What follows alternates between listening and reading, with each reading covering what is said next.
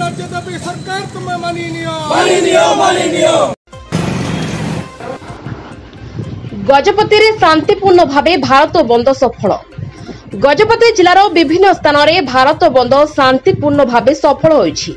केंद्र सरकार प्ररोचन अनुसूचित जाति अनुसूचित जनजाति विभिन्न सरकारी नियुक्ति और शिक्षानुष्ठान मानकरे संरक्षण बंद षड्यंत्र विरुद्ध में गजपति जिलार विभिन्न आदिवासी तथा दलित संगठन पक्षर भारत बंद डाकरा विभिन्न नेता माने जोग देथिले।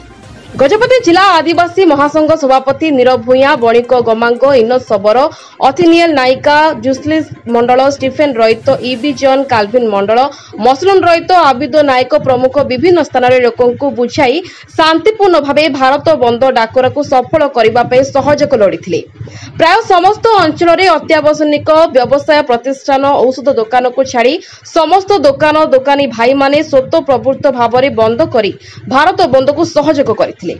आम्बुलांस को छाड़ी आउ अन्य कोनोसी गाड़ी मोटर चलाचल मध्य बंद थिबा देखा जायथिला।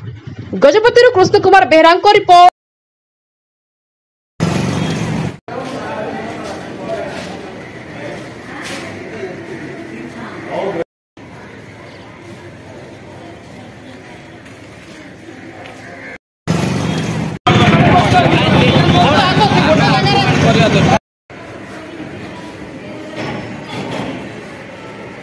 आदिवासी विरोध में जाऊं